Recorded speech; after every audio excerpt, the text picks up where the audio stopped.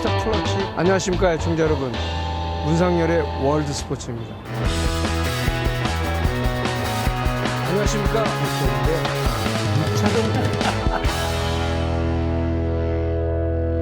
안녕하십니까 유튜브 시청자 여러분, 문상열입니다. 이제 지난 주말 이제 미국 이제 NFL 풋볼 이제 챔피언십 컨퍼런스로 가는 거고요. 그다음에 이제 오늘 대학 칼리지 풋볼 내셔널 챔피언십 대결이 벌어집니다.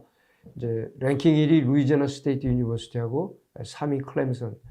근데 이제 국내에서는 이 미국의 이 풋볼, 미식축구에 대해서 그렇게 큰 관심은 없는데, 이게 그러니까 왜 제가 이 얘기를 하냐면 이 풋볼의 시장, 그러니까 그 규모를 얘기하려고 그래서 그래요. 케이블 TV가 이 칼리지 풋볼 플레이오프 3경기 하잖아요. 그러니까 준결승하고 결승전. 요거를 이제 2014년부터 시작이 됐는데 ESPN이 12년 계약을 했습니다. 12년 계약을 했는데 그 당시에 얼마였냐면 56억 4천만 달러, 한국 돈으로 6조 5,142억 원이에요. 이게 그러니까는 연간 얼마냐면 4억 7천만 달러, 우리 돈으로 3경기를 중계하는데 5,428억 원을 냅니다. 그러니까 경기당 치면은 이게 지금 1,890억 원 정도는 내는 거예요. 근데 이제 이 대학 풋볼에 대해서 그럼 ESPN이 왜 이렇게 많은 투자를 했느냐? 독점 중계잖아요, 미국은 다. 근데 이게 지금 30초 광고 단가가 계속 올라가고 있어요. 그러니까 ESPN의 배팅이 어느 정도는 성공하고 있다고 봐야죠. 슈퍼볼이 지금 30초 광고가 500만 달러지 않습니까? 이게 지금 100만 달러가 조금 넘습니다. 그러니까 ESPN으로서는 그만한 투자 가치가 있는 거죠. 그러니까 오늘 뉴스에 의하면 그 CBS 이 풋볼을 중계하는 그 토니 로모 전 달라스 카우보이스 쿼터백이 ESPN으로 이제 갑니다. 먼데이나잇 풋볼을 해설하기 위해서. 근데 NFL 해설자 역사상 최고 연봉입니다. 지금 1,000만 달러에서 1,400만 달러. 그러니까 아마 이게 약간 좀 인센티브가 있겠죠. 그러니까 1,400만 달러 얘기도 나오고 그러는데 ESPN은 이제 다른 프로도 많고 그러니까 토니 로모가 이제 거기 나와서 해설을 해주겠죠. 그 이제 NFL이 이제 슈퍼볼로 가는 게 이제 파이널 4가 남았잖아요. AFC는 이제 테네시 타이턴스하고 캔사스시티 칩스, 그리고 이제 NFC는 그린베이 패커스하고 이제 샌프란시스코 49어스인데 한국에도 샌프란시스코 49어스 팬들 많죠. 예전에 조 몬타나 있을 때, 그리고 빌 월시 감독 있을 때 아주 그 49어스 좋아했습니다. 근데 이번에 그 강력한 우승 후보가 볼티모어 레이븐스였어요. 거기 쿼터백 라마 잭슨이 굉장히 뛰어난데 패싱, 그리고 정규 시즌에 쿼터백이면서 1,000야드를 넘었어요. NFL 역사상 최고 기록 세웠죠. 근데 여기가 그러니까는 절대 우세니까 테네시 타이턴스는 절대 열세잖아요. 테네시 타이턴스가 그러니까는 이 배팅 라인이 얼마였냐면 플러스 425였어요. 그래서 어떤 분이 2만 달러를 배팅했거든요. 테네시 타이턴스에. 아마 테네시 타이턴스의 그 골수 팬이겠죠. 그 지는 걸 다 거기다 했다는 건 다 이유가 있겠죠. 그리고 또 뭐 약간 이런 배팅을 하면 보험도 들어옵니다. 얼마를 받았냐? 8만 5천 달러를 벌었습니다. 그러니까 2만 달러 투자해갖고 우리 돈으로 9,800만 원 정도 벌었습니다. 자, 이제 메이저리그 소식이죠. 텍사스 레인저스가 그 3루수 보강을 했죠. 토드 프레이저하고 1+1 계약. 그러니까 개런티 계약이 이제 500만 달러입니다. 2020년 연봉이 350만 달러고 바이아웃이 150만 달러니까 이게 이제 개런티죠. 그리고 만약에 2021년 옵션을 채택하게 되면 그때 연봉은 575만 달러. 매치에서 타율이 2할 오픈 1리에 홈런 21, 타점 67개. 그러니까 뭐 수비는 좋아요. 타드 프레이저. 그리고 미네소타 트윈스는 그 미겔 사노하고 계약을 연장을 했는데 3년 계약을 연장했는데 이거는 이 선수가 2021 시즌이 끝나면 프리에이전트가 돼서 조금 다소 의외죠. 프리에이전트 시장에서 바로 테스트하지 않고 그냥 연장 계약을 하면서 나중에 이제 프리에이전트가 되겠다는 건데 미네소타는 또 4년째 구단 또 옵션을 갖고 있습니다. 1,400만 달러. 그러니까 애리조나 다이아몬드백스의 데이빗 퍼럴타하고 비슷한 계약이라고 보면 됩니다. 바로 그 프리에이전트가 되는데 그걸 지나서 계약을 연장을 했으니까요. 그리고 이제 다저스가 선발 로테이션을 또 보강을 했죠. 자완 알렉스 우드 1년 계약을 했습니다. 근데 이 우드가 신시내티 레이즈로 트레이드 돼갖고 그렇게 그 부상 때문에 많은 활약을 못했어요. 7경기 나왔고 방어율도 5.80이었는데 개런티 연봉이 400만 달러고 인센티브가 600만 달러. 그러니까 이걸 다 채우면 아마 알렉스 우드의 그 인센티브 이 조건은 그렇게 굉장히 뭐 강화된 건 아닐 거예요. 그래서 1000만 달러까지는 이제 받을 수 있습니다. 근데 이 알렉스 우드 왼손 투수 좀 투구 폼이 독특하죠. 이런 걸 이제 어커드 폼이라고 그러는데 2017년 다저스 있을 때는 16승 3패. 그때 승률 1위였죠. 방어율 2.72로 아주 좋았죠.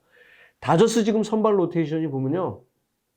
워커 빌러, 클레이턴 커셔, 마에다 겐타, 훌리오 윌리아스, 지미 넬슨, 알렉스 우드, 로스 스트리플링, 그리고 또 이제 그 지난 시즌 6위였던 더스틴 메이하고 토니 곤솔린. 그러니까 이거 보면 앤드류 프리드먼 야구단 사장이 팀을 꾸려가는 방식을 알 수가 있는 거예요. 그러니까 이 지금 고만고만한 투수들이잖아요. 그리고 보험료도 들어놓고 그런 겁니다. 이게 지금 투수가 몇 명입니까? 그러니까 이 지금 프리드먼이 예전에 그 부상자 명단 10일이었을 때 그거 이용했잖아요. 조금만 그거 하면 그 부상자 명단에 집어넣고 다른 선수가 또 선발 그 자리 메우고 근데 이제 지금은 이제 15일자로 늘어났으니까 굉장히 좀 머리를 더 써야 되는데 아무튼 선발 지금 이 뎁스는 굉장히 깊어요. 그러니까 사실 야구의 기본을 하는 거예요. 프리드먼은. 투수는 많으면 많을수록 좋은 겁니다. 투수는 부상 염려가 많아서 그래요. 그런데 이 선발 로테이션은 포스트 시즌에서는 큰 그 위협을 보여주질 못하죠. 만약에 지금 이 로테이션 그러면 4인 로테이션 워싱턴 내셔널스랑 맞붙으면 되겠습니까? 벌써 지죠. 그렇기 때문에 이건 정규 시즌용이다. 근데 메이저리그는 7월 31일 트레이드가 있으니까 그때 또 어떤 변수가 있을지는 또 모릅니다. 그리고 이제 지난 주말에 제가 이제 그 연봉 조정 얘기했죠. 근데 이번에 이제 그 다 선수들이 연봉 조정을 피하면서 몇몇 선수들은 이제 연봉 조정 신청까지 가는 거지만 기록을 세웠죠. 무키 베츠는 이제 연봉 조정 신청 대상자로서 이제 2,700만 달러. 그리고 코디 벨린저는 연봉 조정 신청 첫 해에 크리스 브라이언트 갖고 있던 기록을 깨고 1,150만 달러 계약을 했습니다. 이번에 이제 그 한 90명 정도가 그 연봉 조정 신청을 피해 갖고 계약을 했어요. 이 총 연봉 액수가 얼마냐면 6억 5,400만 달러에 우리 돈으로 한 7,575억 정도입니다. 그러니까 이 기간이 어떻게 되냐면 연봉 조정 신청한 이 선수들의 기간이 1년 한 그 3일이에요. 1년 3일.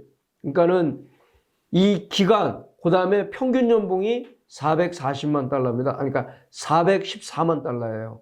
그러니까 연봉 조정 신청하면 평균 연봉이 이 정도라고 봐야죠. 그러니까 우리 돈으로 한 47억 9천만 원 정도입니다.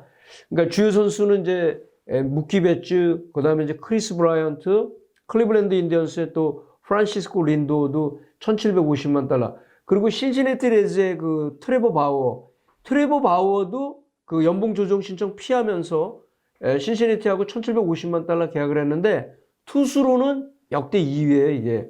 데이빗 프라이스가 제일 2015년도에 가장 큰 액수로 연봉 조정 신청 1년 계약을 했고 지난해 그 제이콥 디그롬이 1,700만 달러 했거든요. 근데 이번에 이제 트레버 바우어가 1,750만 달러 계약을 했습니다. 그리고 콜로라도 라키스의 불펜 투수 스캇 오보그가 이제 1,300만 달러, 그리고 오클랜드 에이스의 그 마커스 시미엔 1,300만 달러, 양키스의 제임스 팩스턴 1,250만 달러, 또 양키스의 또 마커 스트로맨 1,200만 달러. 그러니까 이렇게 좀 1,000만 달러 이상 선수들이 쭉 이렇게 있습니다. 그 시카고 컵스의 하비에르 바에스도 1,000만 달러를 했고, 근데 이제 그 제가 그때 연봉 조정 신청 대상자 중에서 뉴욕 양키스의 그 에런 저지 과연 그 1,000만 달러를 넘을 수 있을 것이냐 그랬는데 역시 그 MVP하고 신인왕은 차이가 커요. 양키스는 에런 저지한테 850만 달러를 연봉 2020년 주고 연봉 조정 신청 끝까지 가지 않는 걸 피했죠. 서로가 피한 거예요. 근데 이제 연봉 조정 신청을 끝까지 가겠다 하는 선수, 이제 이게 이제 중간에 또 이제 협상이 타결될 수 있지만 일단은 그날 마감일 날 이 협상이 타결이 안 된 선수들이죠. 그래서 자신의 요구액과 구단의 제시액을 이제 서로 교환을 한 거예요. 그 중에서 가장 큰 선수가 이제, 그리고 액수가 제일 큰 선수가 휴스턴 애스트로스의 조지 스프링어입니다. 스프링어가 2,250만 달러를 달라고 그랬어요. 그랬더니 구단은 1,750만 달러. 그래서 이 차이가 500만 달러 차이가 납니다. 굉장히 커요. 그 다음에 콜로라도 락키스의 유격수 트레버 스토리는 본인은 1,150만 달러, 그리고 구단은 1,075만 달러. 이건 차이가 얼마 안 나요. 75만 달러 차이인데 일단은 이렇게 서로 이제 요구액 제시액을 이제 교환을 했습니다. 그리고 필라델피아 포수 JT 리얼무터는 1,240만 달러를 달라고 그랬고 구단은 1,000만 달러 주겠다.